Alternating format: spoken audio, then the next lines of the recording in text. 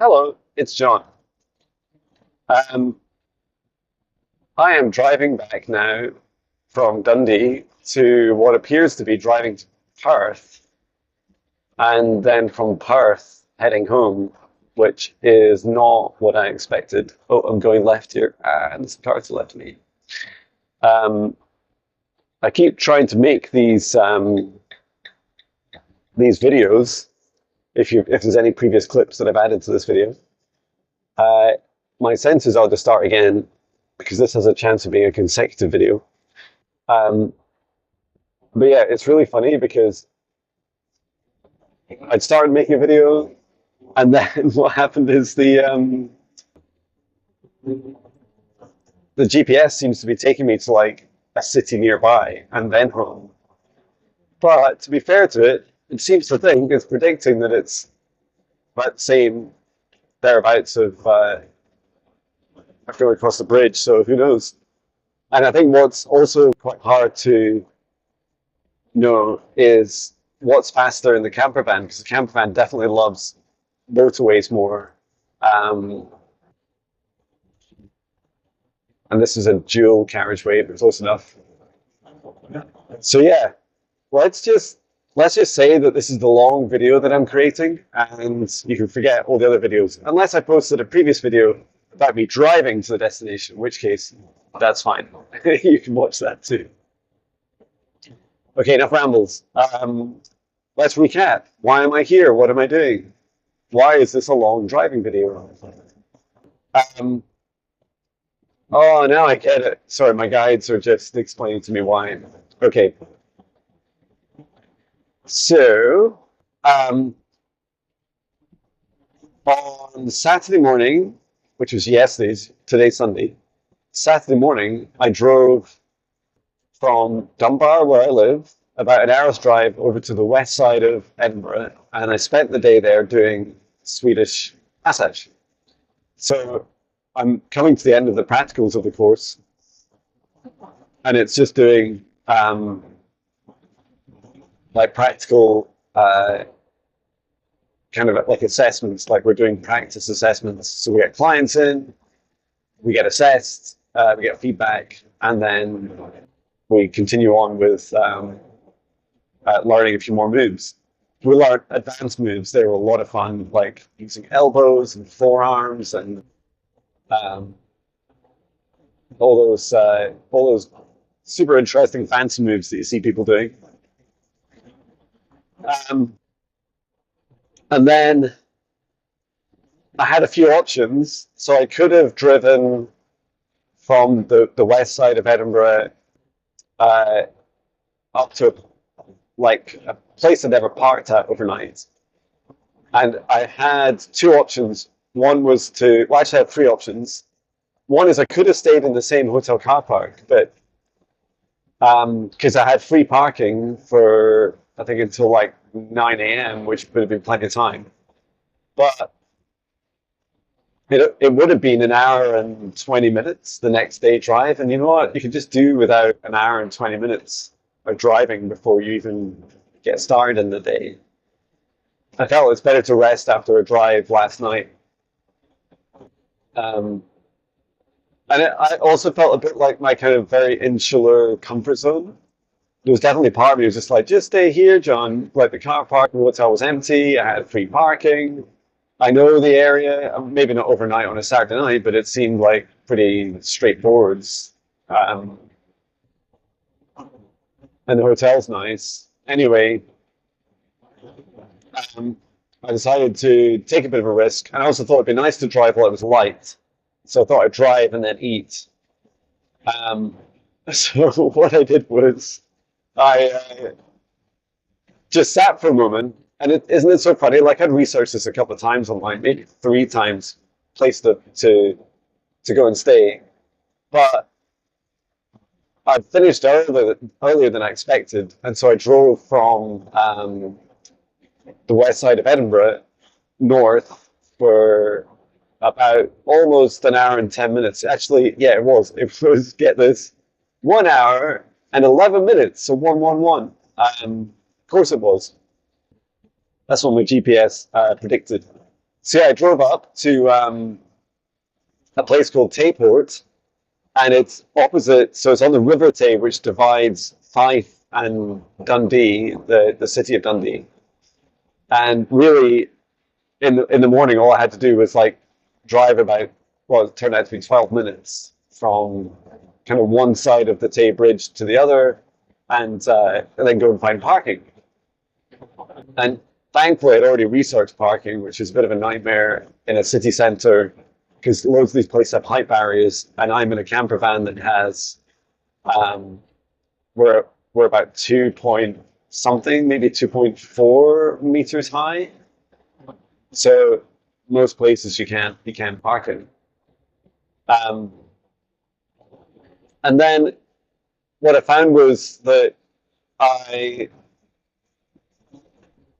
had another place, the original like plan A, a place called Warmit that I was going to stay at. But I don't know, I just, when I saw Warmit again and I felt the energy of the area just kind of remotely, I felt like, doesn't doesn't quite feel right.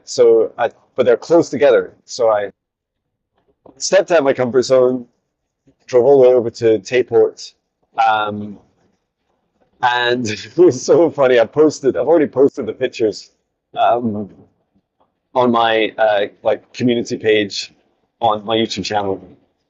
And when I arrived, it was pitch black. There was two other camper vans, which is a good sign.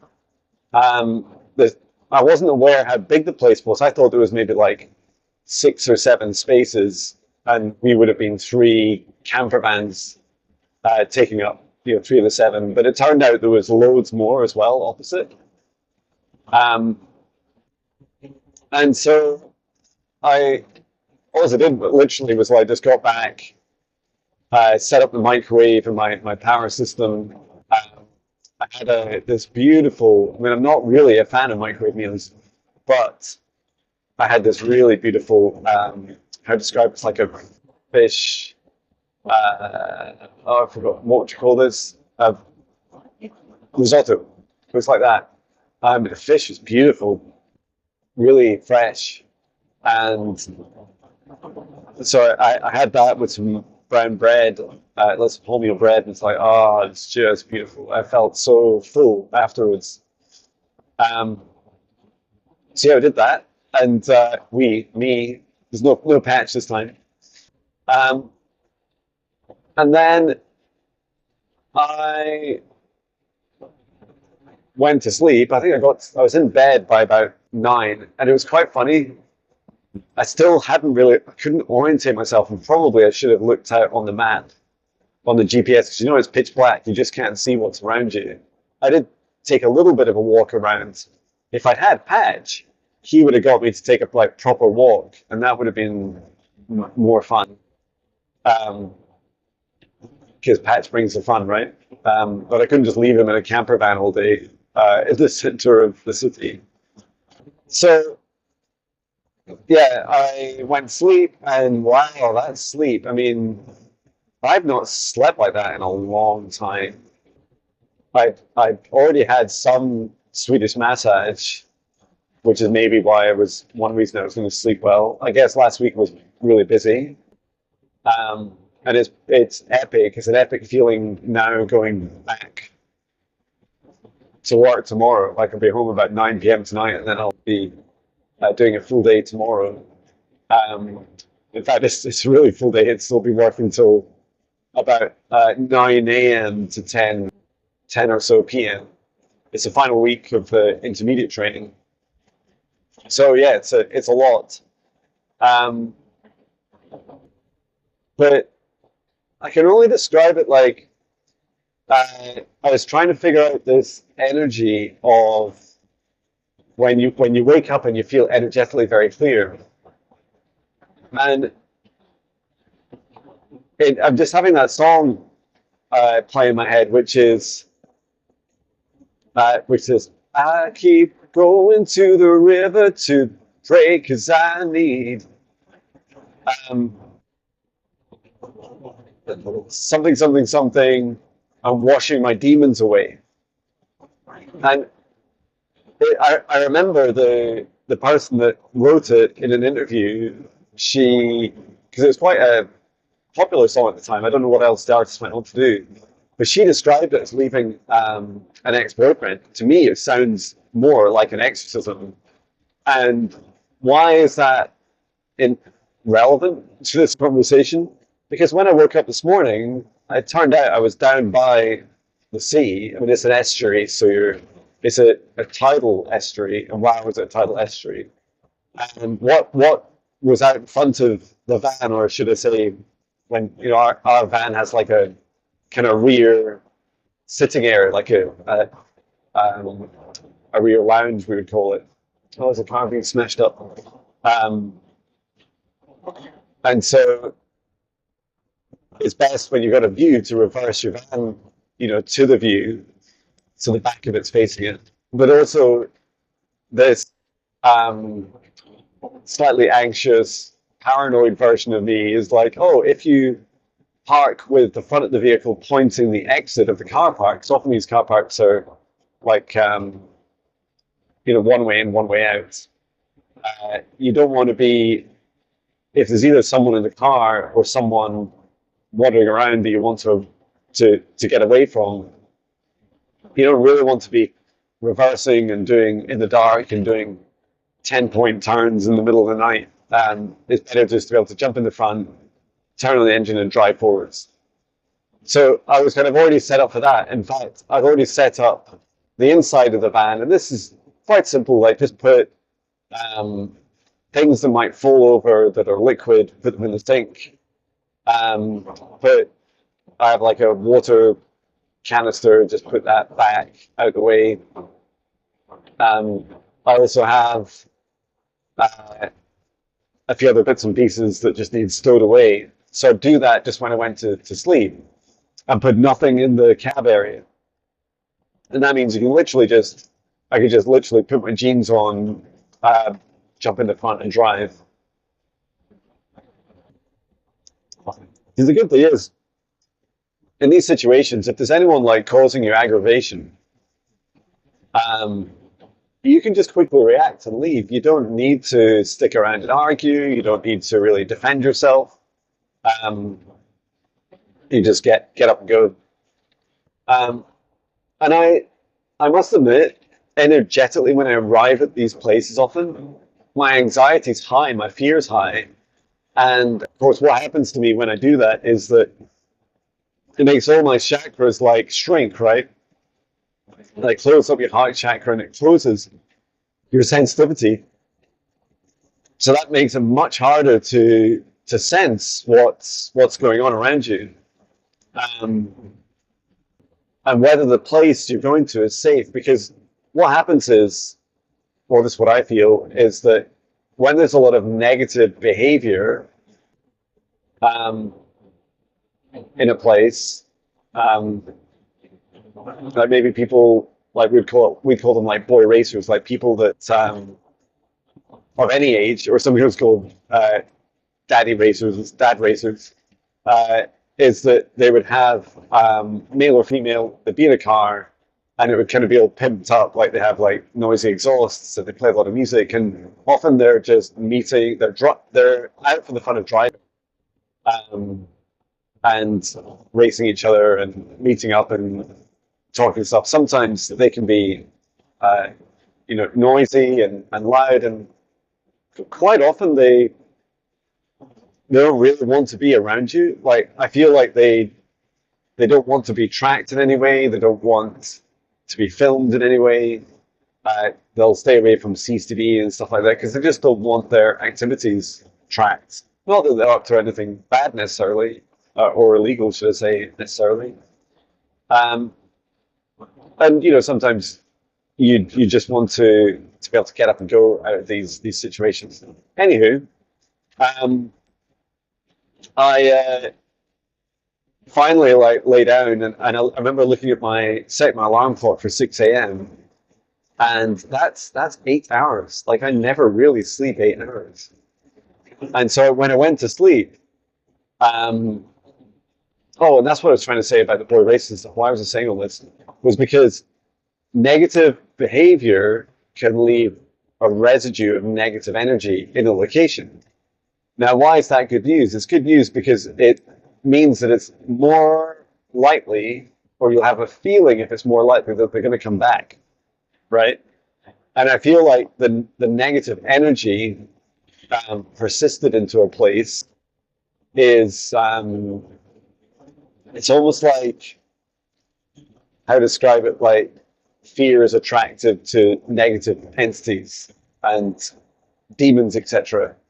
You know, that's they love these places, right? So they'll tend to gravitate like a moth to a flame. They'll be attracted to these areas. And what's really fascinating, if you think about it, like what would I do in the rest of my work in these situations? Well, I would bring love. Um, you know, and what I could do when I turn up to these places is just send some love and say, you know, I'm here to help. I'm um, asking permission to help create protective space and so on. And I think I did just before I went to sleep after I had a lovely dinner. I did create this protective bubble around the van, and I just thought, well, why not? Like it's free. Well, not free energetically, but you know, you can create it energetically and just do it. Um, so I went to sleep, and I can only describe. I remember the alarm. I woke up at about 5:37, which is incredible to sleep that long, right? To sleep 7 hours and 37 minutes, almost dead on, and then just wake up. And I remember thinking, oh, it's really time. I should be waking up. Oh, it's making me up. It's my body saying I'm tired. I hear you, body. Thank you. Um, so yeah, what was funny was just feeling into that uh, tiredness, and then I remember thinking, actually, I feel pretty good.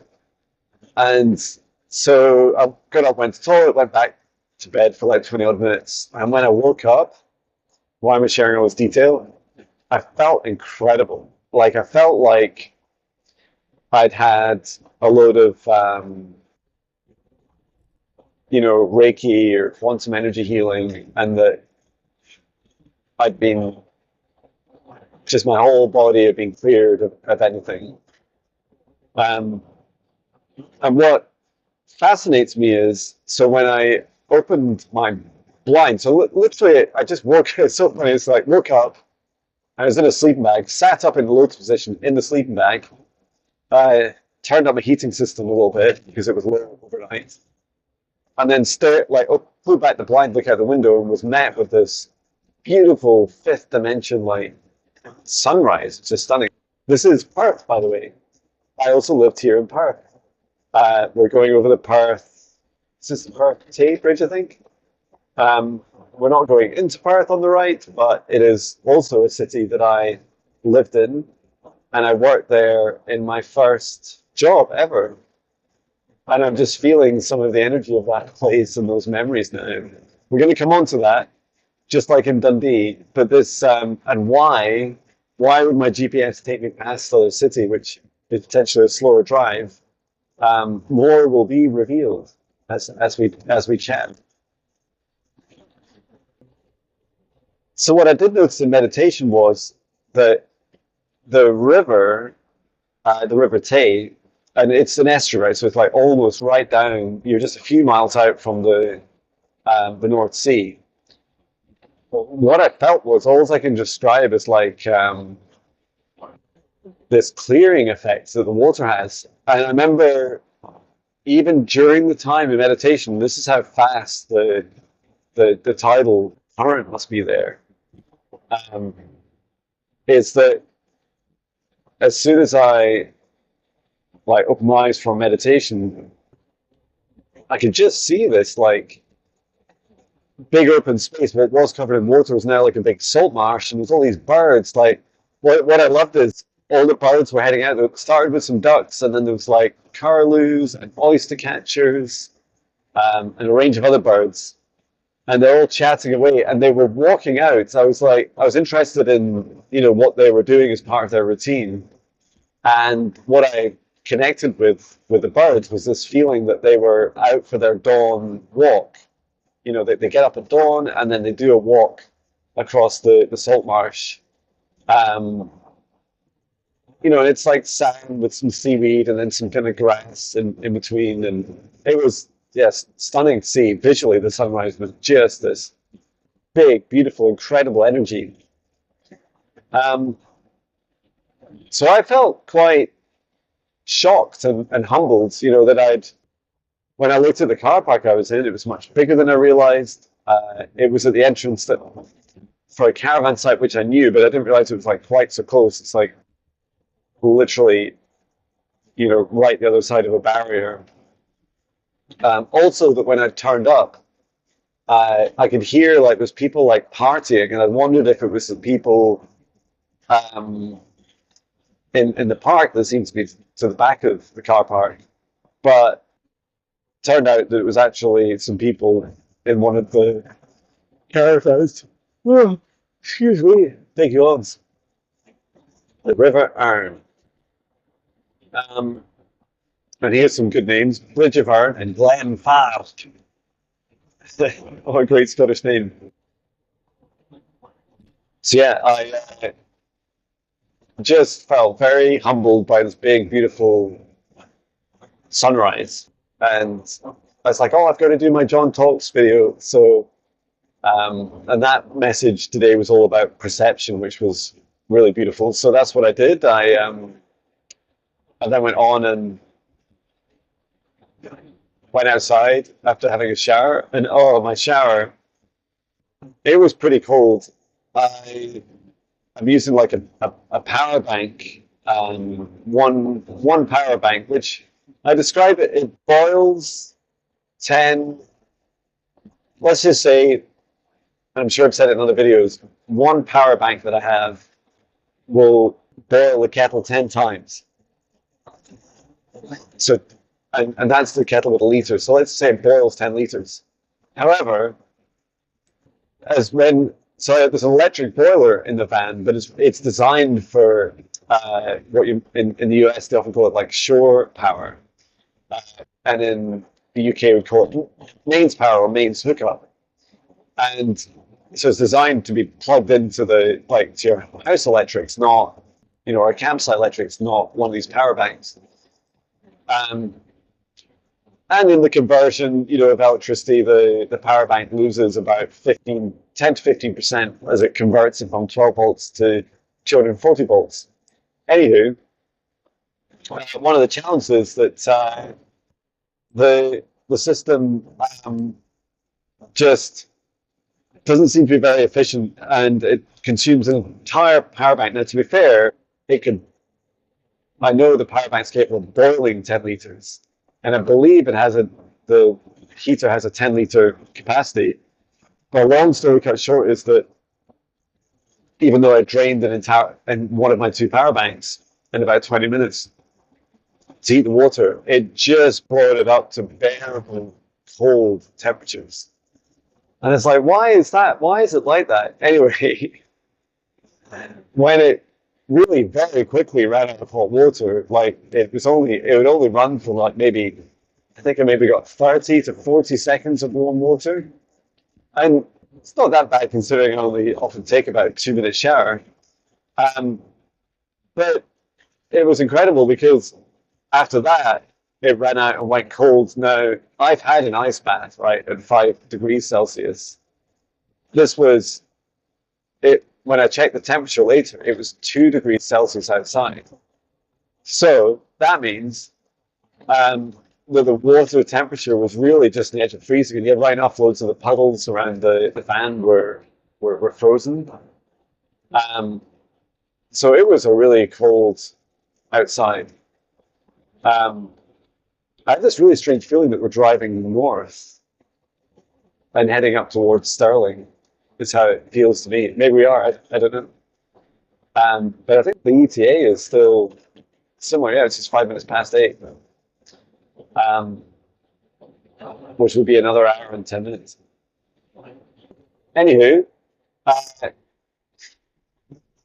so I had a very, very cold shower after all that explanation, but it was good. And then I went out for the John's Talks video, and I'd left my microphone charging all night, and I remember this blue light was flashing away. It was really annoying me on my little wireless mic that I'm using.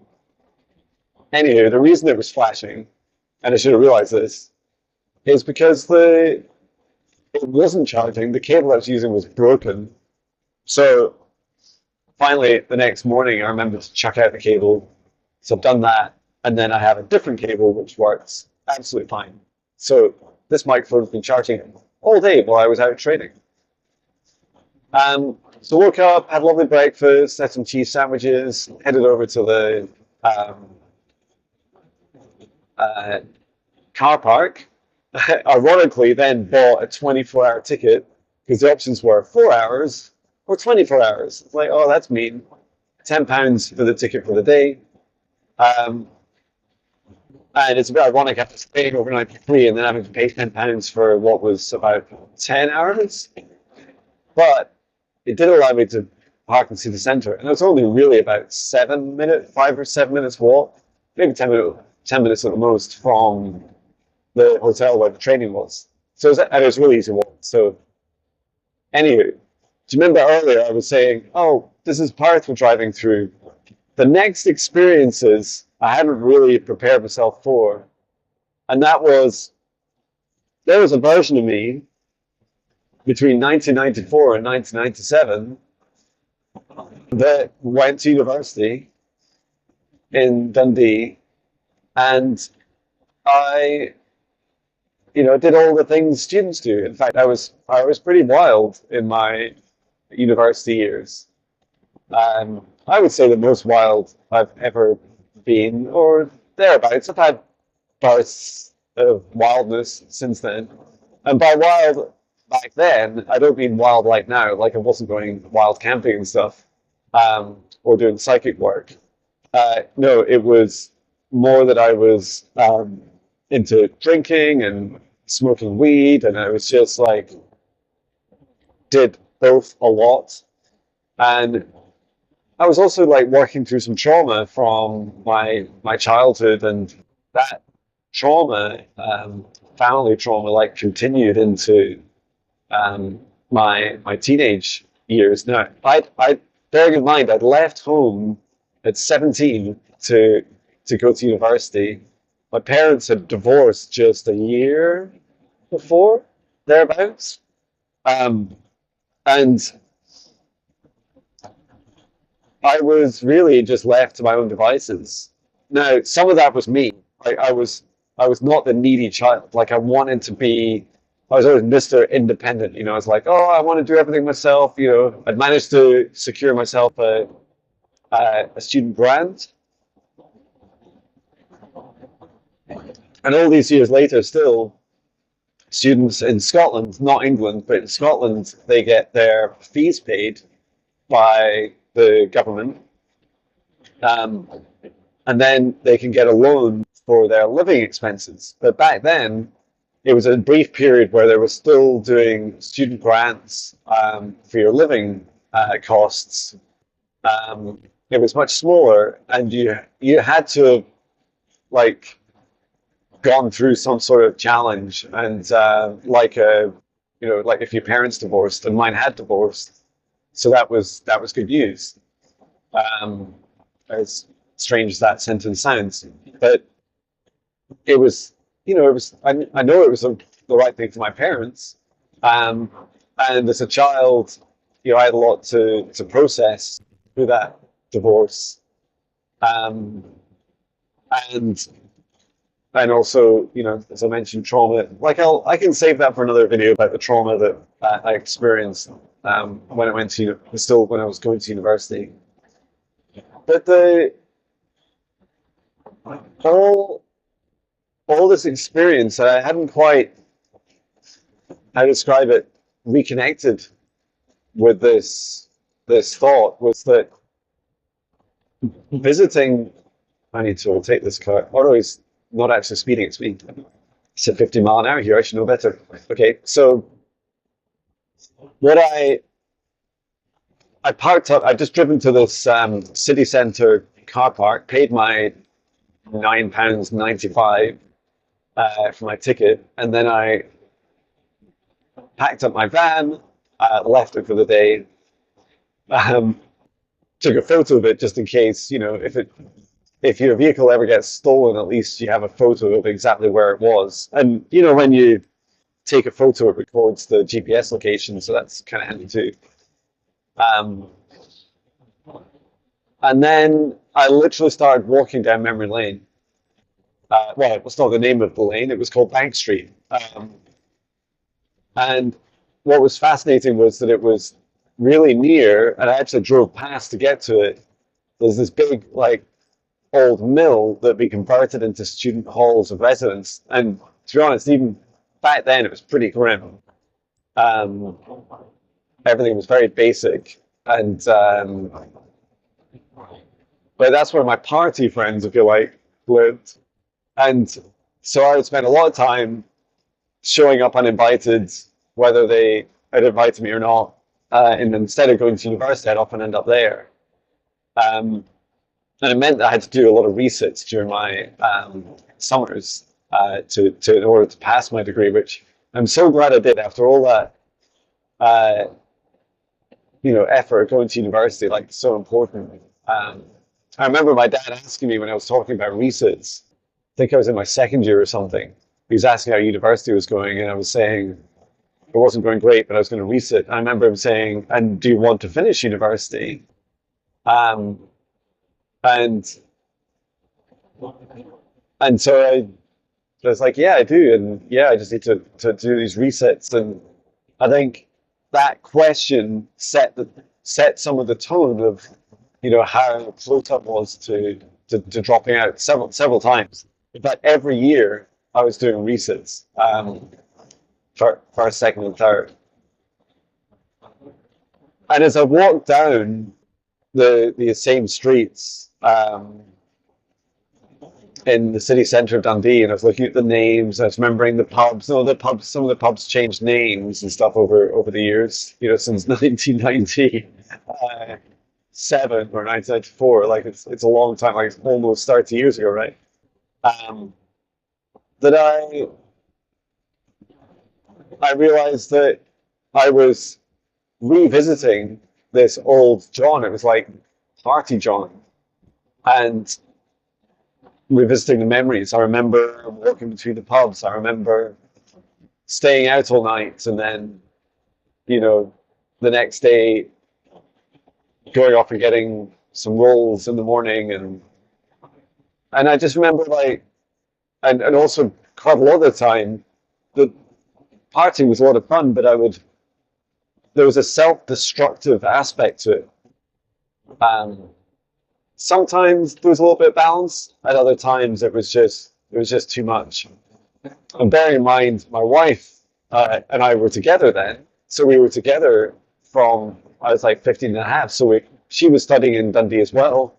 We shared a flat, an apartment with others. There was four of us in total, or point five of us, um, and it was it was a lot for our relationship too. It was we both wanted to enjoy ourselves, and we did, and we had a lot of fun with our flatmates as well. But yeah, I didn't know at that time that I was unaware really that I was going through um, like there was an element of self-destruction to it.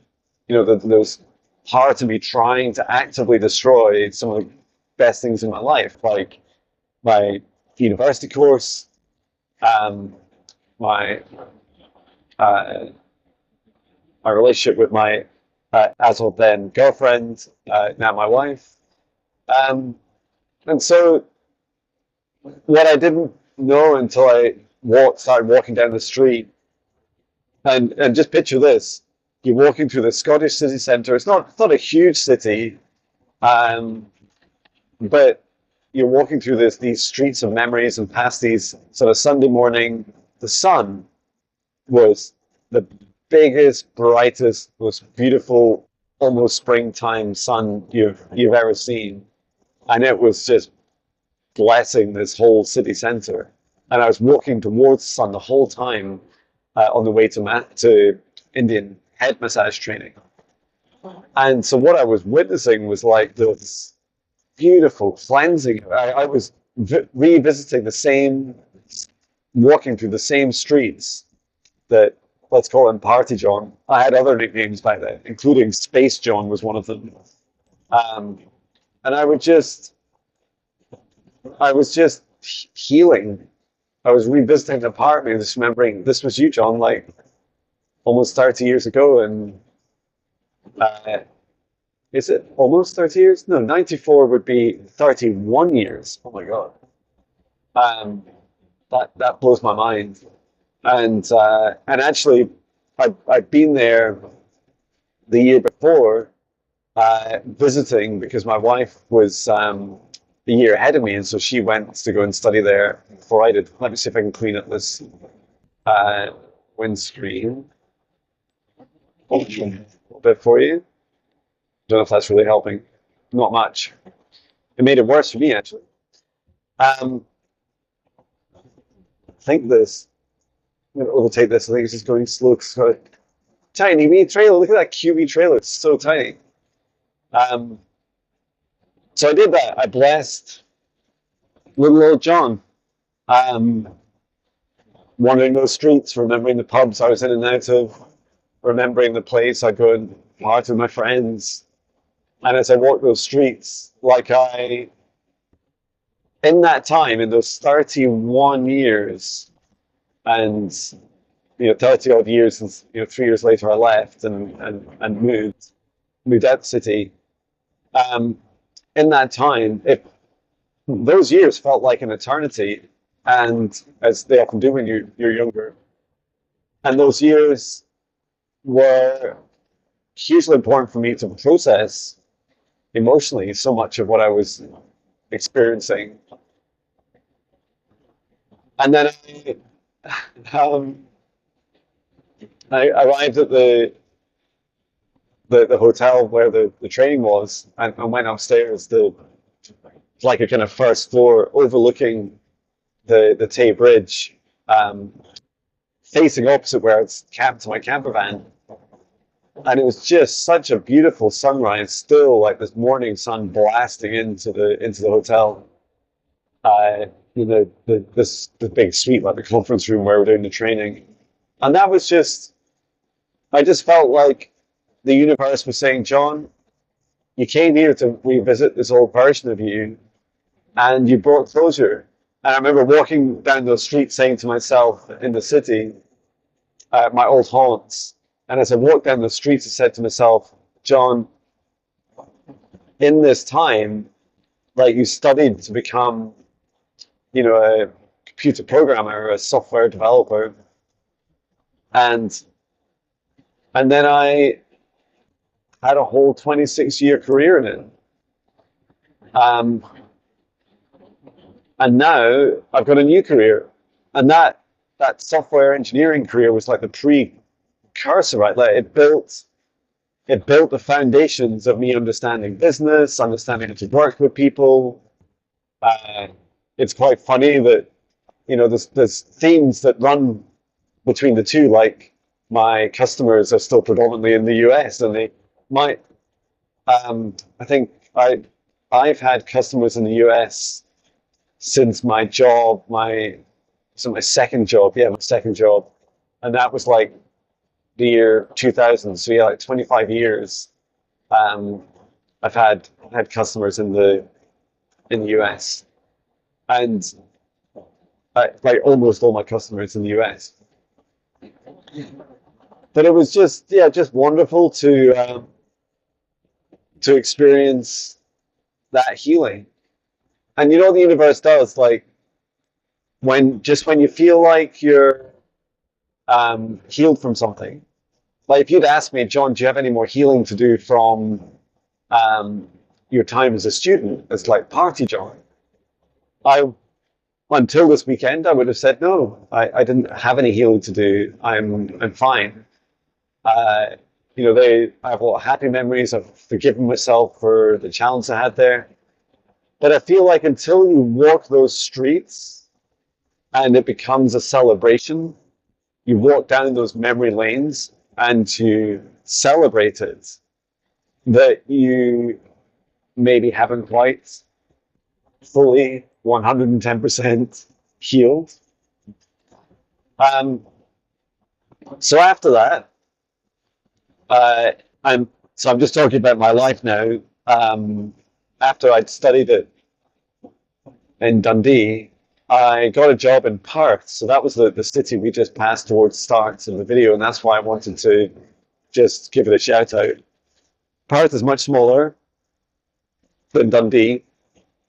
It's really a town, but it's technically a city. Excuse me.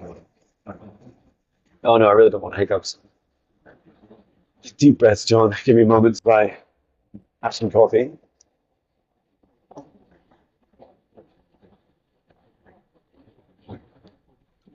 Taking my time. Let's also take a deep breath.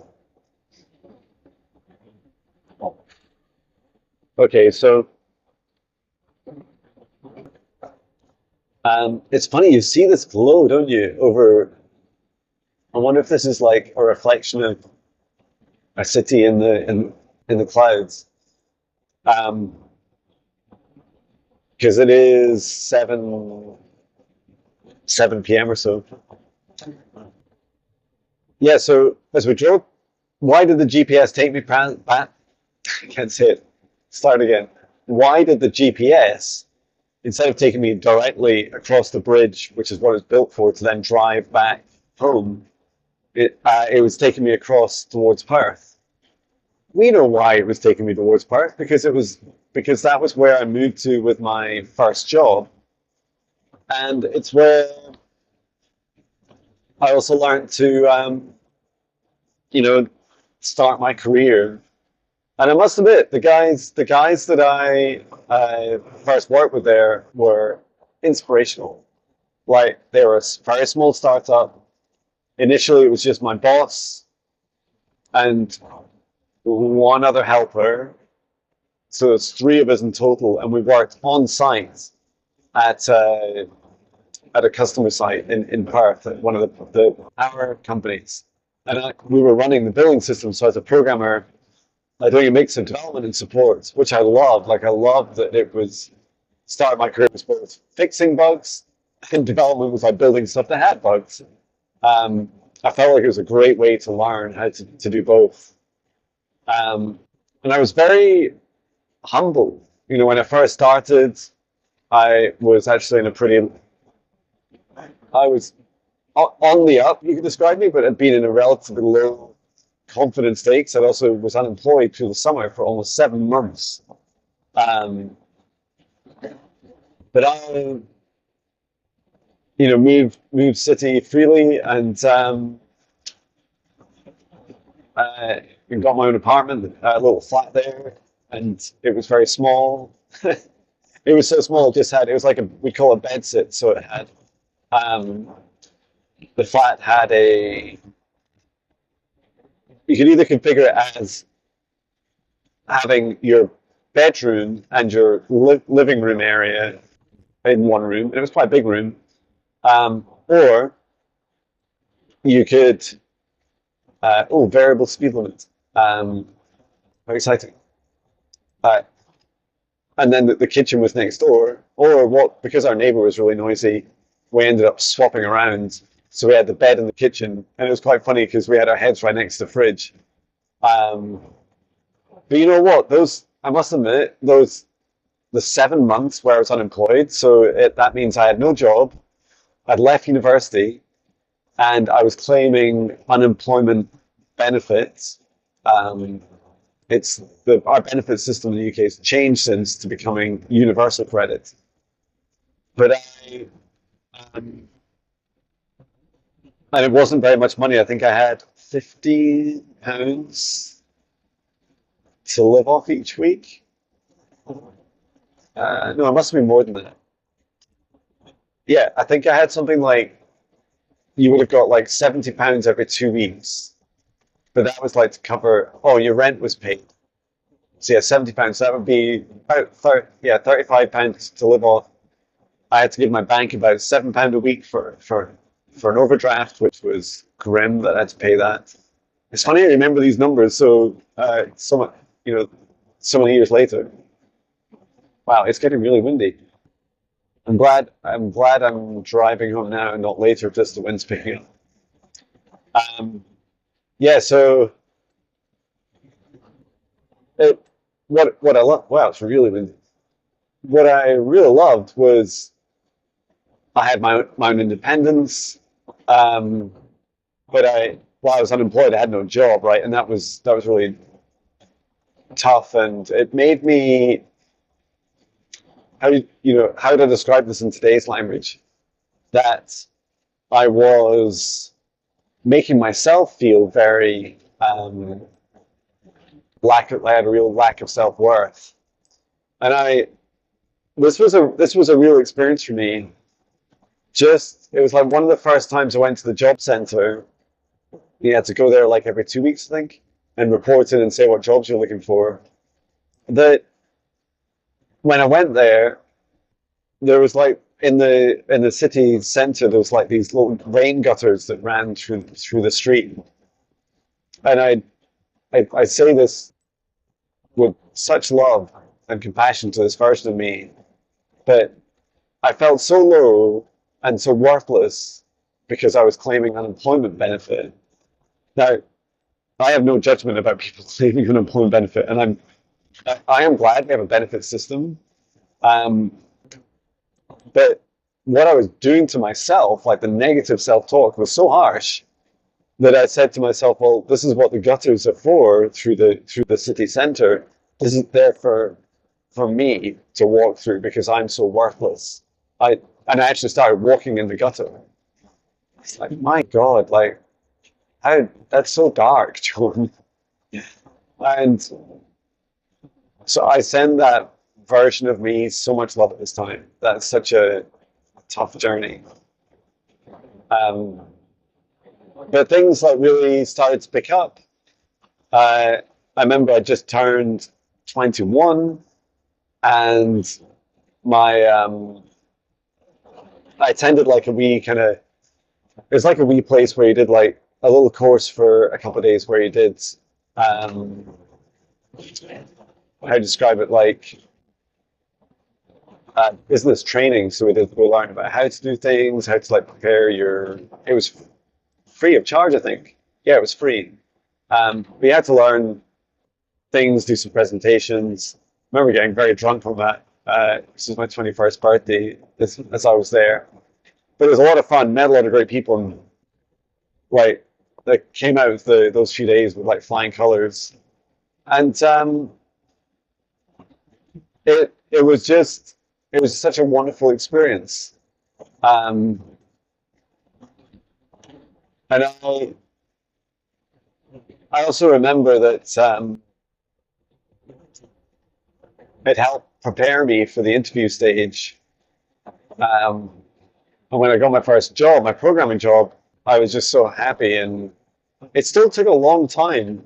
Maybe it took several years for me, like consciously, to really recover from this very negative self-talk I was giving myself. But so that when we drove past Perth, what was I doing? Why was the GPS taking me there? It was taking me there to I just connected with that feeling. I remember the nights out. I remember the people, the friends.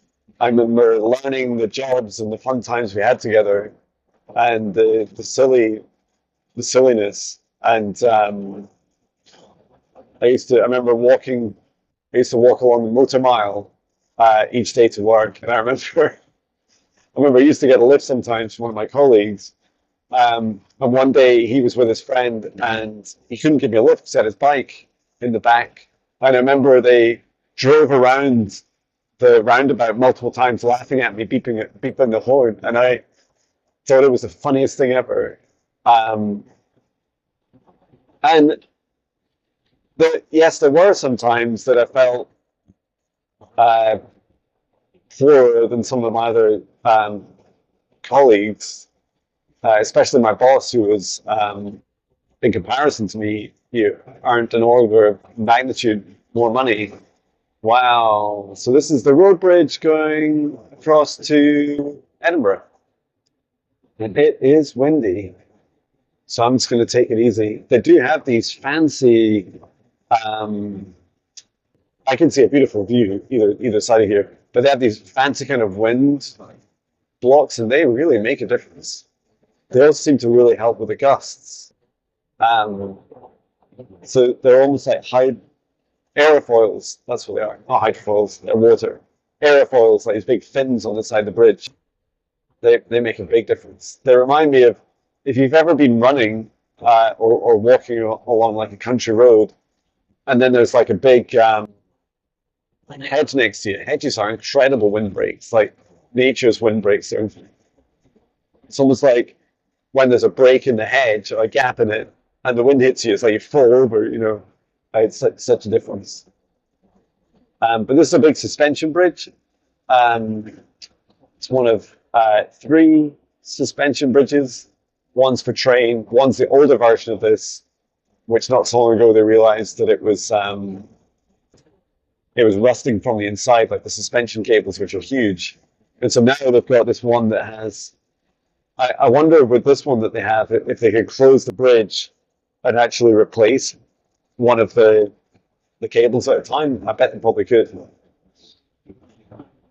And here we have more lights.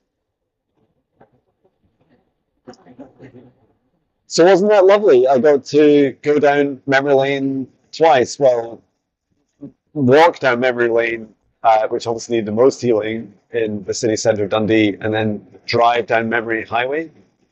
Now, I'm just going to pay a little bit of attention here because I don't want to end up in the wrong lane. It can cause extra half-hour drives, stuff like that. But yeah, I do wonder if going up this way was quicker because instead of going across the Tay Bridge, the bridge that's right next to Dundee, we drove across the motorway. Like it's much like my van's much happier. Plus, I think I'm still carrying quite a lot of water. Uh, these vehicles are designed to take. It's really like a delivery van, like a works van, and they can carry 2.5 tons of load. In fact, I think it might be even more than that, like a little bit more. They're rated up to 3.5 tons total. So it's quite incredible what they can carry.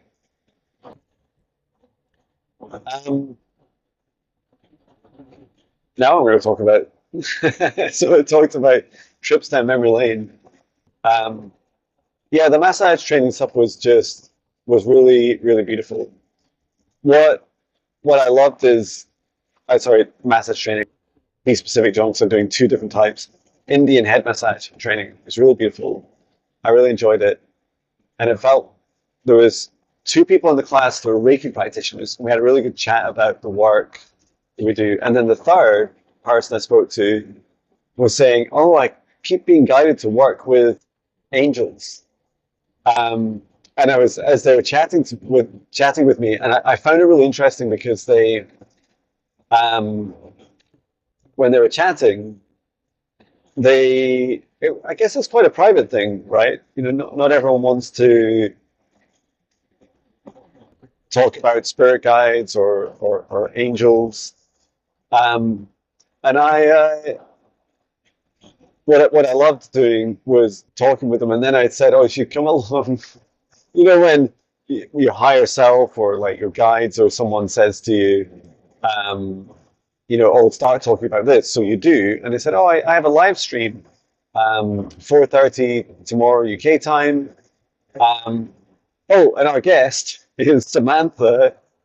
Sorry, her full name is Angelically Aligned by Samantha. And it's like she works with angels. You should come along. So that was just wonderful. Isn't it beautiful the way the universe works? So where are we headed now? We're 6 miles away from the airport. So 6 miles away from where I left last night, except it's a longer drive back. I must admit, I was pretty impressed if I drive for the 2 hours. I have no idea how much video footage this is generating, or even if my phone has enough space. Um, If it's recording, I have a massive, massive memory card now. So if it's recording to that, we'll be in luck. Yeah, so that was a lot of fun to chat with my friends, my new Indian massage friends, Indian head massage. And what I love doing is when we there's almost like an etiquette to these training courses now where we'll create a WhatsApp group, um, and it's such a good idea to like just do it straight away. And because part of me was thinking, oh, John, you don't really need to do it. It's only a 3-day course. What does it really matter? Blah blah blah. And okay, we must stay in the left lane. I think my GPS just told me that in my ear, but I wasn't really listening. Um, but it's now. And Glasgow.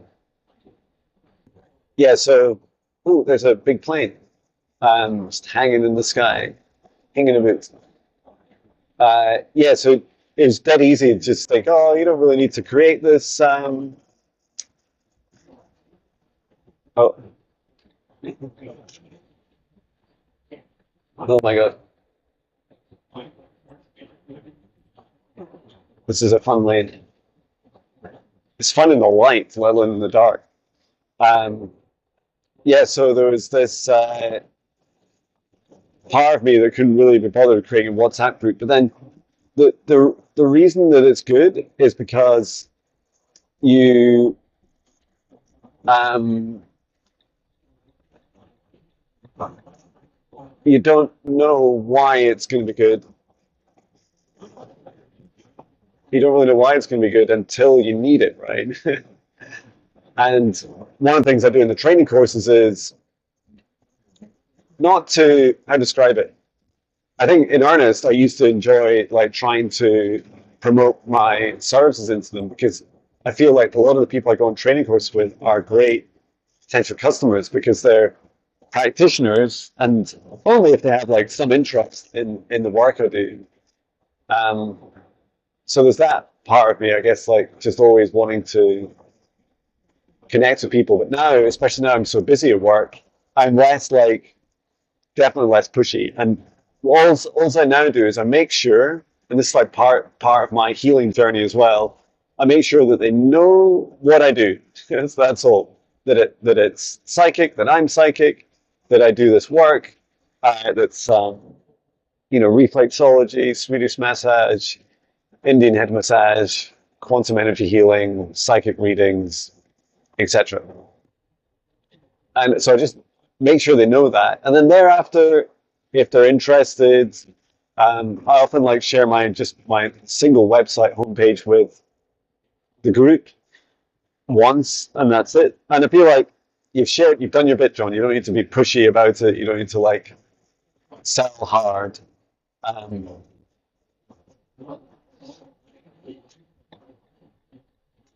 and it's quite funny because the trainer today was saying people buy people.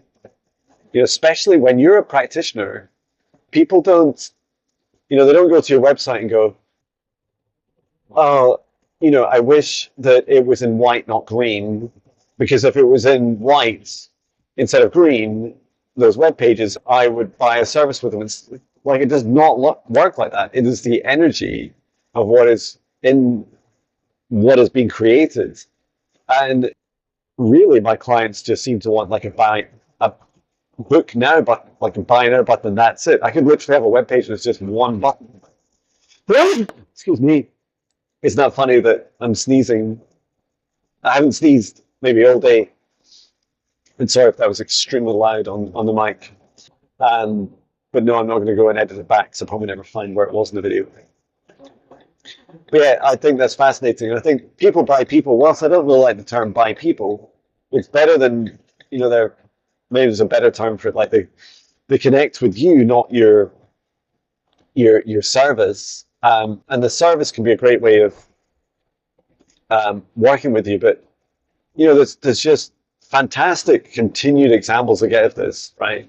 So despite what all the coaches and marketeers would tell you. But that's not true. I know some uh, marketeers, and you know who you are if you're watching this entire video.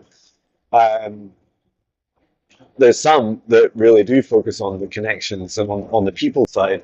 But what is fascinating to me is that, people will say, "Oh, you've got to have this wording, and you've got to say this and do this, and I'm a master at helping you with this, and you've got to have a strategy and blah blah." Like, it's not really true. Like, some of these things can be supportive or helpful, but for the main, like, core of your business, um, it's more about people just connecting with your energy. And so when it was lovely at lunchtime when we were chatting about, one of the practitioners was asking about business advice, and I said, my business advice is do like a little one-page website, a little photo of yourself, tell people about yourself in it, have a click, link to be able to email you or ideally book a service online, and then all the rest, like when, so for example, those times that you don't have bookings, focus on yourself, pamper yourself, nurture yourself, work on raising your vibration and your happiness levels, not, um, obsessing in a fear of lack that you don't have enough business. Like, it'll all come, and you'll attract the people that go, "Oh, look at, insert that person's name. Look at them; they're so happy." And I don't know if you ever noticed me doing this, but I will also say that on social media. Like, I would say, um, here I am, at the Naked Revive Wellbeing Center, excited and ready for client sessions today. So even if the universe hadn't arranged any clients for me in a day, I'd still post that I was ready. I'm grateful for the room. I'm grateful for the opportunity, and that I'm open for business. And then I would focus on the day, like I'd often be investing in things like maybe it'd be some innovation and new things. There'd be some more rest. I mean, it's quite hard to rest in a other place, but or I just go and chat with other people for hours, which I love doing. Um, and these things, like, they matter, right? They matter more than anything else. And the other reason I know it matters, that your vibration matters, is that when I went on a show and for an hour shared about myself, the hundreds of bookings that came in as a result were, you've described to me, you've said, because it was because of your vibration, John. Like, just something told me that I must book a session with you. And I find that very humbling. It's just a wonderful, wonderful experience to be on the receiving end. But it's, as well as it being me being a good fit for you, and you feeling that's why you booked me. Um, it's part of my journey, right? Like, me learning this lesson, that what I'm doing is learning that I can't just be in a state of overwork and exhaustion and hyper productivity. Like, I really need to focus on myself and my health and happiness, because that is what generates business, but it also generates the very work-life balance that I want, that I need, that I need to be happy and healthy. So that's all a happy coincidence. This junction here, where these two lanes join this road, are just like, I can only describe it as, you can let me out? Yes, yes. But a little bit reluctantly. Um, yeah, it's just a wonderful thing to be on the receiving end of that lesson. And how it pans out over the coming months, I know how I want it to pan out. But yeah, I'm just really excited to just continue to work on that balance. Now, if I did, I think I said this earlier in the video, that said, tomorrow is like an intense an intense long day. But in good news, um, I had so this was in fact just after I got all these bookings that I'm now booked out to into July. Was that what was good about it was that I had looked at this very day tomorrow, and so when I looked at my calendar, it said like a 3 hour break in the morning. So basically, I was giving myself the morning off. Now the reality is, I've now added into there cleaning the camper van, but I think that's a really good thing to do because there's types of different rest, right? And yeah, sure, I could just go and sleep for another 3 hours or something. I think I have more opportunity to do that later in the week. But what I do need to do is clean the camper van, and it's not doing psychic work, which is great, right? It means that my psychic senses don't have a lot of work to do.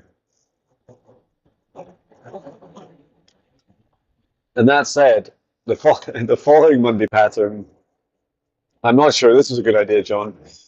Um, the following Monday pattern, I have the foundational course, and I think I'm doing um, a live stream at 4:30 to 6:30, a client session at something like 7:30 to 8:30, or 8 till 9, and then a training session from 9:30 to 10:30. And I'm doing that for 8 weeks. I'm like, oh, that's a lot. Well, sorry, that's not true. I'm not doing that for 8 weeks. I'm doing it for 4 weeks. Well, that's a lot better because April is largely taken off. So, yes, I'll be doing the Monday nights and training courses, um, but they're only an hour. On intermediate classes are 2 hours. The foundational classes are 1 hour. So that's good news, right? Um, what was I going to say? I was having thoughts of like it would be really lovely to make some further improvements on the go to the foundational training, which I may do. I think that would be quite a lot of fun to to keep updating it as I go.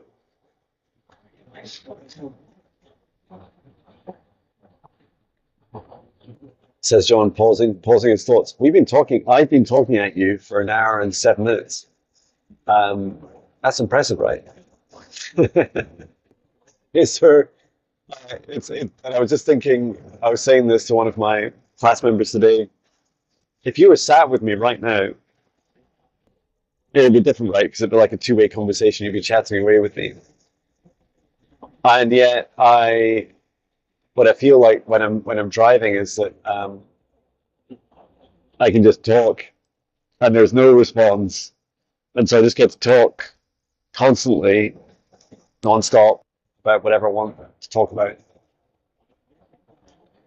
But it's a really like, and when I said this to my classmate today, they said, "Oh well, what's good about that is though that it's very kind of healing, right? You get to kind of integrate with it. You get to say things and then feel into them and feel how true and real it is for you. It can be really reflective, like journaling, right? Like it creates a mirror. And I feel that when I just like when I channel my spirit guides and I say their messages out loud, that I can my left ear's ringing real loud. My spider senses are up, and I wonder, just keeping an eye on this traffic, it seems a little bit erratic ahead of me. Never ignore your spider senses, right? Your spidey senses.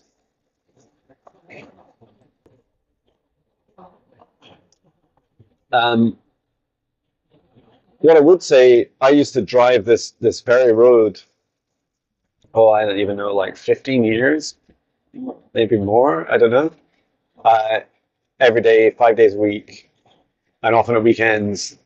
And my attitude to other drivers are that they're like that, you know, that they are all fine and dandy, but they won't indicate. They'll drive, they'll drive into different lane stuff without indicating, which you're meant to do in the UK, or at least when you go to the right. And you don't always have to do it to the left, but you do need to make sure you let other drivers know what you're doing. Um, the other aspect is that uh, some people are on their phones now. Some people may have been consuming various substances. Some people are not paying attention. Some people are sleepy. And so I assume whenever I'm looking at a car, like this car in front seems, I don't know, it's like a little bit dozy, like it's gradually going from side to side. Um, that you can't see his number plate, right? So we're pretty private. Um, wow, a big coach just overtook us. But it's like this. There's something a bit weird about some of this traffic, and you just get a feeling for it, right? I've seen a lot of accidents on this road, and touch wood, uh, I've never been in any. There's been quite a few close calls, especially in ice and snow, but they've often been a lower speed. So this is the city bypass around the south of Edinburgh. And we're just coming up almost like the out of the circle that runs around Edinburgh, the kind of very bottom point. But I feel that it's really good to just assume that how do you describe it? Like prepare for the worst and hope for the best. And because it's so easy to get road rage, right? And I'm human, like I get angry sometimes and frustrated. Um, but I don't, go around beating my horn and swearing at people and feeling entitled just because I'm sat in a comfy chair in a van driving for 2 hours, that somehow if someone drives in front of you and annoys you, that you have a God-given right to start, hassling them or chasing them or something. I feel like for me, it's more of a journey of patience and compassion, and yeah, having boundaries. Like if someone comes too close to you, you don't just go, "Oh well, I'll just let them hit me." Like you have to beep your horn or be evasive or um, whatever feels right. But it does make me a much calmer driver, and I also feel like politeness. It costs you nothing, um, and it goes such a long way if you just say, you let people out in front of you, you say thank you. You're not like letting people walk over you or in any way abuse you on the road. But what you are doing is you're being very compassionate towards others. And you're just saying, you know what? It's okay. Like you can go out and in front of me, I'm letting you out. I think that's a really, when you have this very loving, caring thought to other drivers and pedestrians. Like and these are lessons for life, right? Everything becomes so much easier. Like all these people that are driving around me, they've all got their own issues. They've all got their own tension and stresses. Like that guy that's driven past, overtaking a highway maintenance lorry, the person that just passed in an ambulance, the guy in front, or guy or gal in front, who's maybe on their phone or something and swerving around a bit. Like everyone has their own, shadows and demons, and everyone has their own challenges. And so I'm not here. I can't judge, right? I try my best, although I'm human. I try my best not to judge others. Um,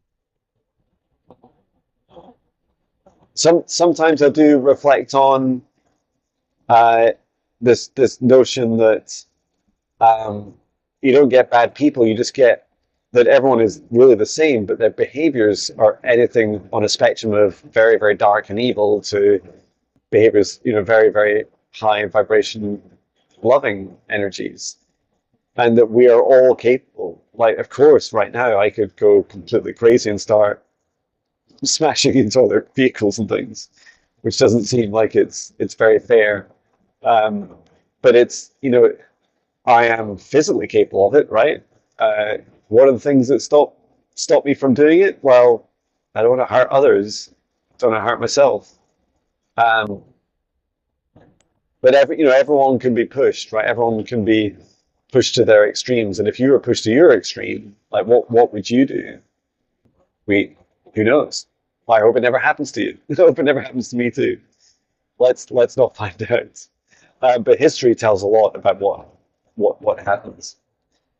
Um, uh, what else I talk about? Trying to keep awake. I do remember. Um, what's really fascinating is, and it's funny that I'm yawning. This is we're driving up to this roundabout, and it's still in my ear. I've got my little earpiece, and it's funny. It's connected to the same headphone that I'm talking to you on. Um, so you can be recorded.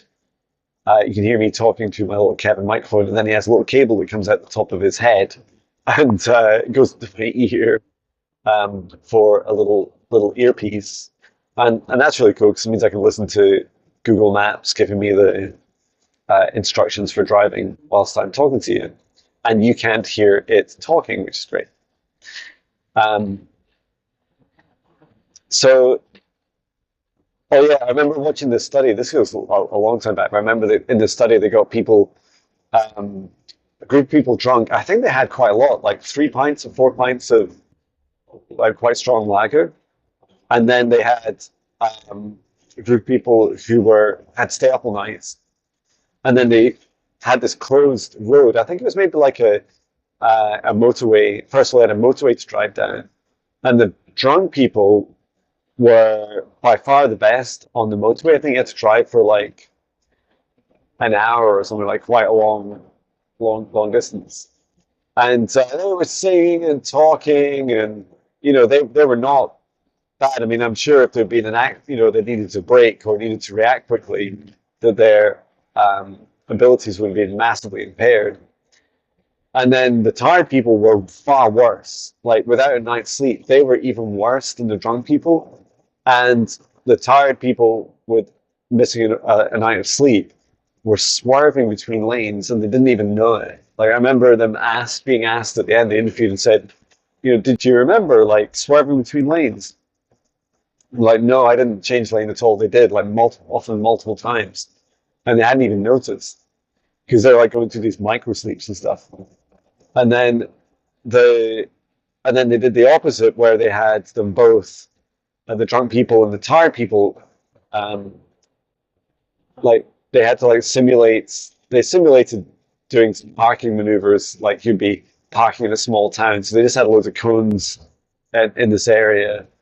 I'm glad they did have just cones and not like traffic cones instead of like buildings and worse people.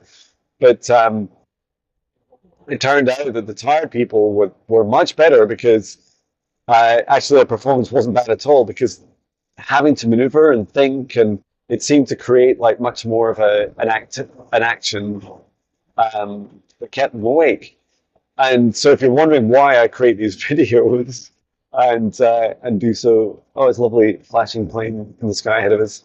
Um, wonder why I do this? It's because it's so great for keeping awake, right? Like when you're talking, it's really hard. It's really hard to sleep when you're chatting your asset off. So we can go into the right lane here. Berwick upon Tweed. Well, that's a road we take. I'm not driving all the way there. This gives me hope that I can do longer distances, 2 hours without a break. But my throat's a little bit dry after talking to you a lot. Um, yeah, and the drunk people in this documentary, in this experiment, they just hit a lot of cones when they're simulating driving around like the little town centers. So um, that was really fascinating. But I think what really shocked people was, it's not against the law to be tired, but I think, well, I don't think so. And they can't measure it, right? They can't measure how tired you are. And let's face it, if the police pulled you over and asked you how tired you are, like, don't tell them that, or it's up to you. I'm not a lawyer, but you might choose to not tell them that it's that you didn't sleep that night, and they'd be very hard to know, how you were and what state of mind you were. I mean, they can tell things like your reaction. They can, if you're in an accident and you break, they can measure your reaction times and have like experts say, for a person of your age and eyesight and blah blah, this is an expected uh, range of reaction times. Anyway, for what it's worth, I feel a bit drained, but I feel okay. I'm drinking some coffee, and it's only in my wee flask here. I only have one small mug, like a cup and a half of coffee that I'm sipping at. But it's enough to keep my caffeine levels up. What I'm going to do is drink some water actually because I'm really thirsty. So this is where this part of the road is more dangerous because um, A, I drive it the most, so I know it really well.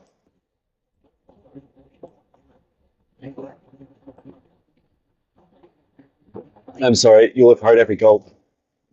Unless I happen to have added my noise filter, the AI noise filter to this, which I'm not even sure it would survive doing that for a 2-hour video. But yeah, it is fascinating the effect that it can have on you. Uh, a few things I did reflect on during this trip. Um, One is that part of me, I would like, there you have to hear me gulping. It's the microphone's right next to my throat. Uh, I did wonder about getting like a larger power bank for the camper van. They're a lot of money though. They're like, I think like let's just say it's £2,000 or something, 1,500. That is just a lot of money. But it would, I know this is ridiculous, right? £1,500 would allow me to have hot showers for 2 nights, I think. Um, Plus, I could just carry, I think you can basically buy a different version of this power bank that's double the capacity. I think it's pretty much double the cost.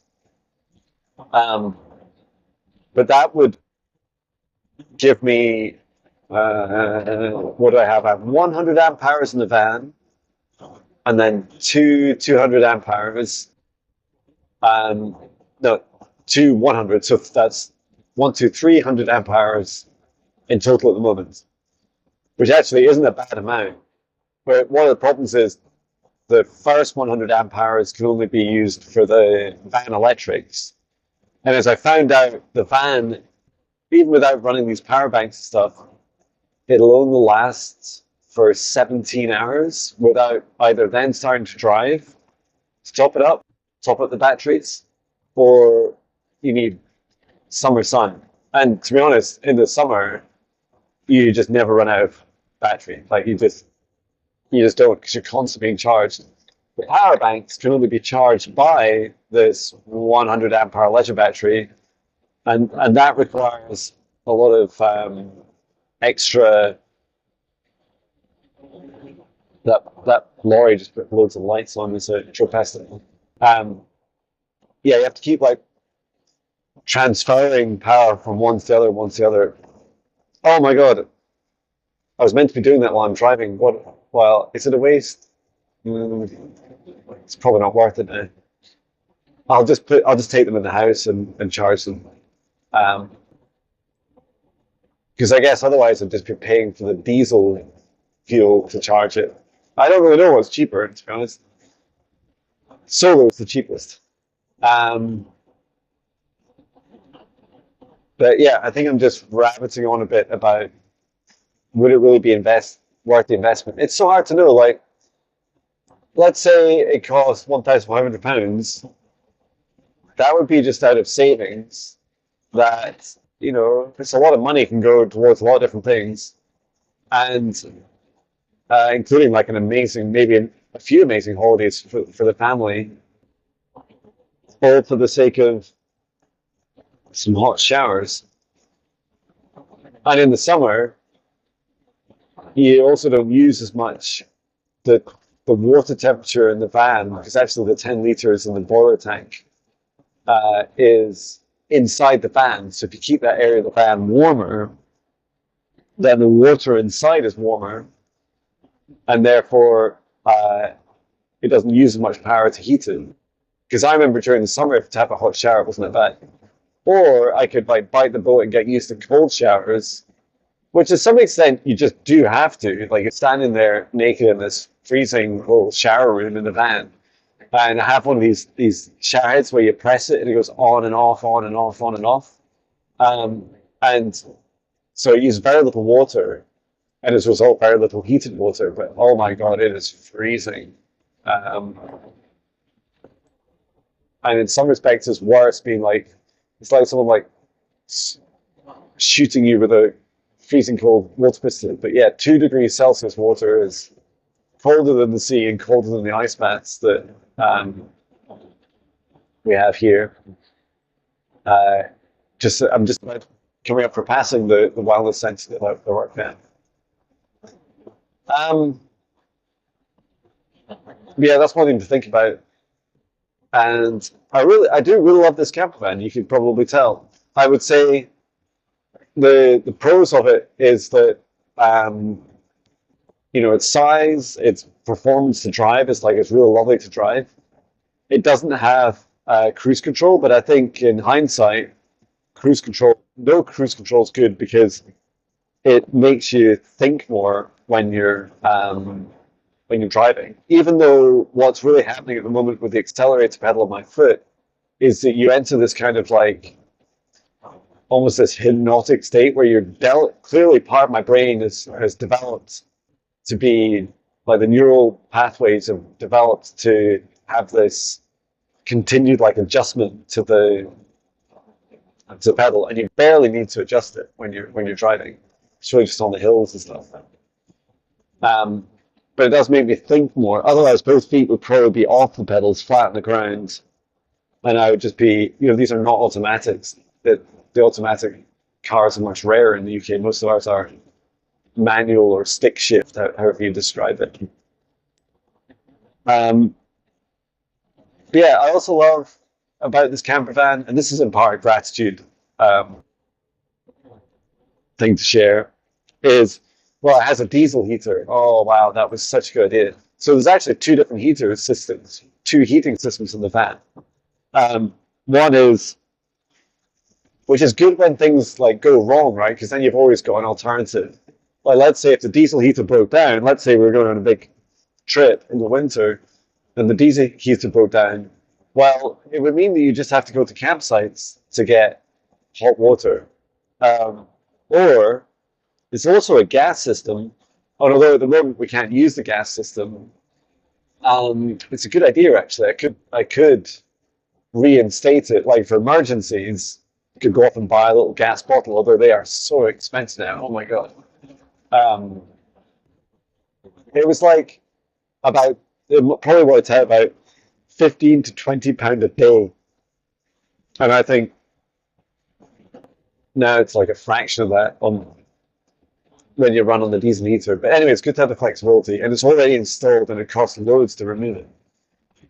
It costs £1,000 to remove the old system. Um, so yeah, I love the diesel heater. It means because you've always got fuel in your tank, so you have to drive around. Therefore, you always have diesel to run your heater. And so kind of like in your mind, because the availability is so high, you're just like, well, it's kind of like for nothing. I just need to keep an eye on my fuel. But yeah, use very, very little. Um, it's noisy, really noisy, but you get used to that. Um, and I love also the solar upgrades. Like as we get into the summer, like they're just fantastic to have. And quite often I could spend a whole day using electricity and not really be any worse off. Like you're still just topped up all your batteries and everything. And I'm sure I saw that in the summer. Oh, good. We're just coming up to pass Haddington. It's funny. I thought that was me swerving around a bit, but it's actually the wind pushing me. I was like, am I really that tired? Because I feel quite compos mentis. I love the way it looks. It's like it's black and white, very me, right? It's like it's all angels and demons, and everything in between. Maybe that's all you can describe all the mud on the outside, and at the moment the salt is the in between. Um, the other thing I love is it has three beds.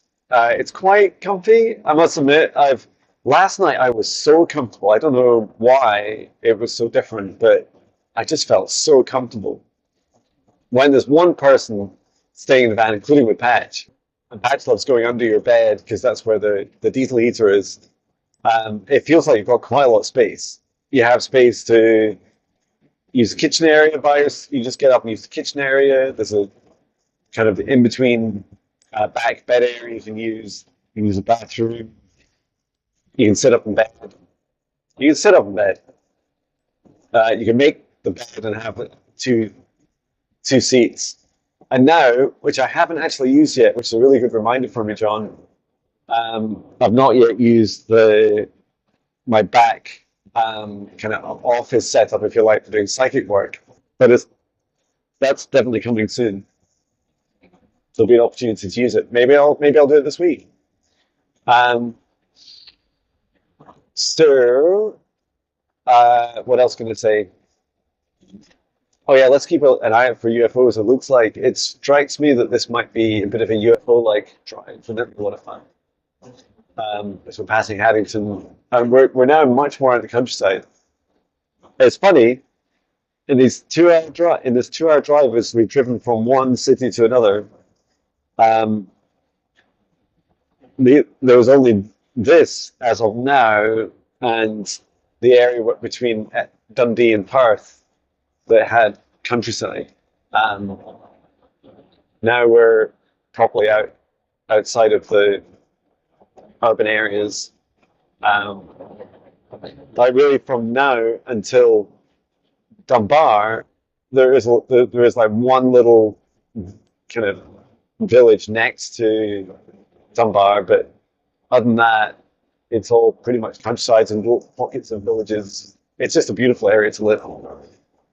Um, and I must say, I realized quite early on in my life, like we moved out here when I was like 28, I think. And for a 28-year-old, you'd be thinking, oh, you'd be living in the city and stuff. But by the time I was 28, I'd lived in Dundee, Perth, so two cities. Then I moved to Edinburgh, our third city. And I remember my wife, if anything, my wife was probably encouraging me earlier to have kids. Um, but yeah, I just felt like uh, it was the right time for us. We moved out here, and my wife was pregnant, or she became pregnant in Dunbar, and it was just like I always felt that this extra drive of 30 or so, well, 40 minutes. To begin with, it was much longer. It was about 50 minutes. Um, was always worth it because it meant that in the evenings and during the weekends, I was always out in the city.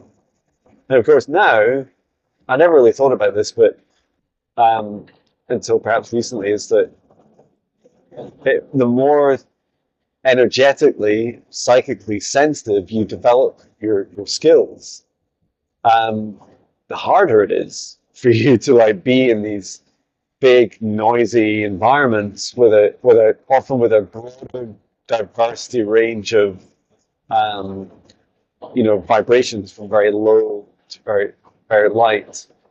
Um, and that's hard to be around, right? Day in, day out. And I think it always has some effect on us. Like we tend to like shut ourselves down a bit or to cope, right? It's a defense mechanism. It must be a cloudy night, so I'm not really seeing any stars. Um, how did I get onto that? Because I was telling you about all the things I love. Let's go back to that because I love the gratitude thing, and I love to talk about my camper van. Um, so, what else I love about the camper van? Fuel economy is great. We're currently driving uphill with, I think, still quite a lot of water on board and extra overnight stuff, getting 30 miles per gallon, which is fantastic. Um, we got these two ceiling fans fitted. They're called max air fans, and they are very, very low power. They're almost completely silent, and they can shift huge amounts of air.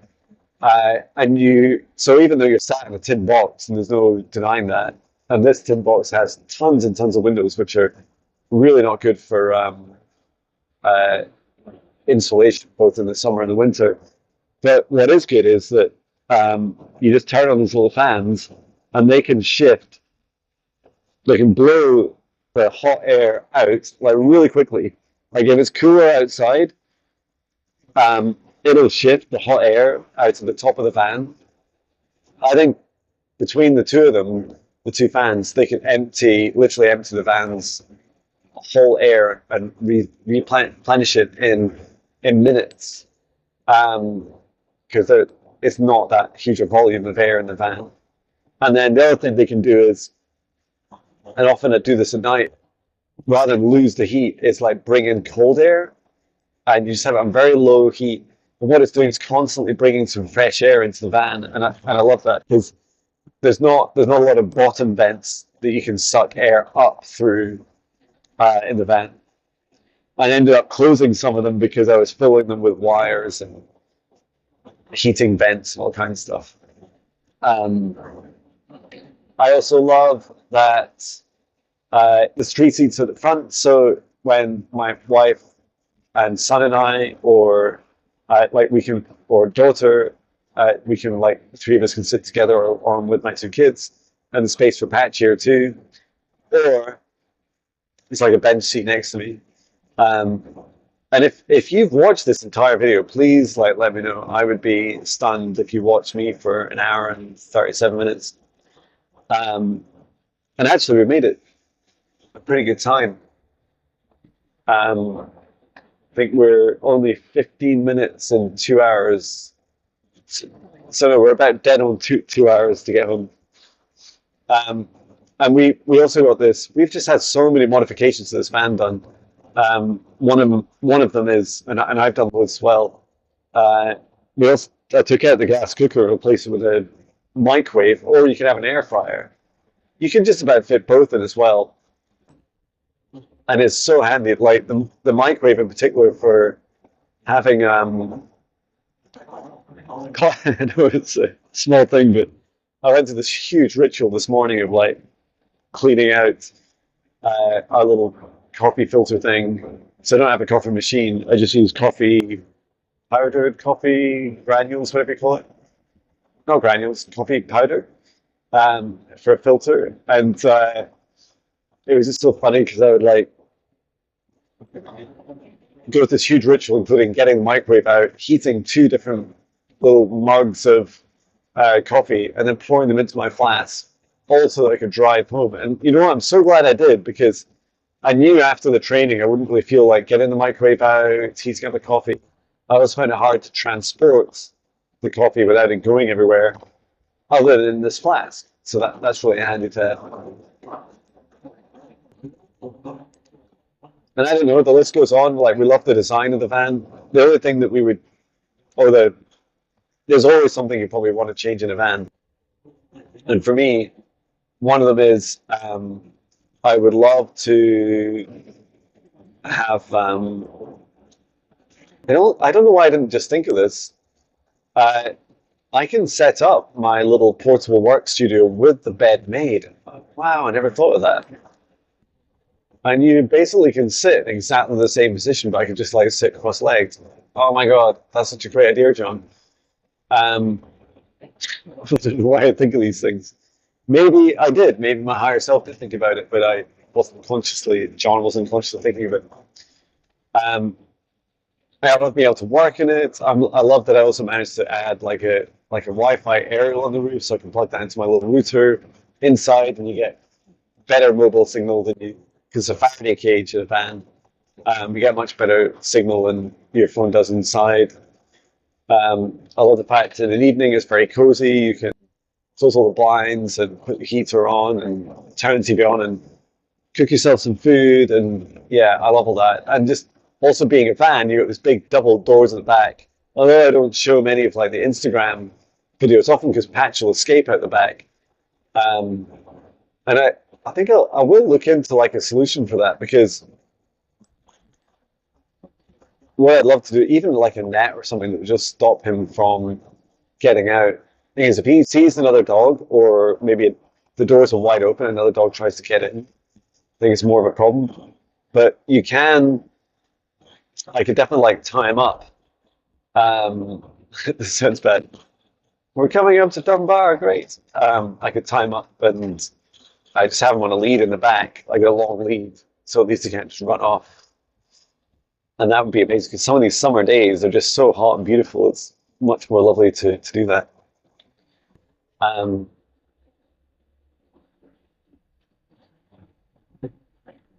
what else can I say? I don't know. I think the list goes on. I love doing this. I love chatting with you. I love having an audience, even if just one person listens to this. It's a lot of fun to share. And when you're sometimes I reflect a little bit on feeling a bit lonely, and those feelings of loneliness are you can get lonely in a crowd, right?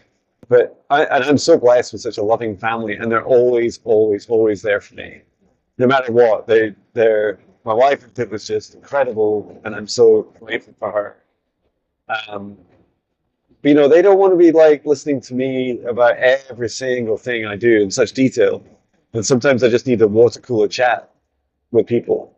Um, and I don't know if you notice about me, but I also find it hard to maintain long-lasting friendships in part because a lot of people I make friends with are in this domain, right, of my psychic, spiritual, energetic work. And frankly speaking, the domain is very difficult to maintain relationships in because if either, if one of you ends up being attacked by some demon or, it's just high risk, it's like a high risk area of your life to have friendships with. Um, often what can happen is you're kind of pushed apart. Um, or simply that, you're less sinister, that you just have a big energetic shift and people don't really resonate with you anymore. I guess that can happen in any area of your life, but yeah, I do feel that. Um, but yeah, I am incredibly grateful, and for all the people that, and just like me, I've had in other times in my life like much greater feelings of loneliness. Just every now and again, I think it's really healthy to talk about it, right? To talk about that shadow and maybe those feelings are trying to teach me to perhaps do something about it, like to help cultivate some friendships would be helpful. Anyway, I made it, and it is just about 8:15, which is not a ridiculous time, and I don't have to do anything in the van. I've got plenty of time tomorrow to sort all that out. Um, and yeah, I feel really blessed to be home safely, ready for my 5 a.m. morning run along here. uh, and also, what's a real blessing is like sometimes I still have to pinch myself. Like so much has happened so fast in our lives, but now that we're debt free, now that we're mortgage free, um, we own our own home. We have um, I have a great job now, a great career, doing the thing I love. My wife really enjoys her work still. Two beautiful kids. much. We live in such a beautiful little seaside town. Although it's getting bigger, it even has a McDonald's now.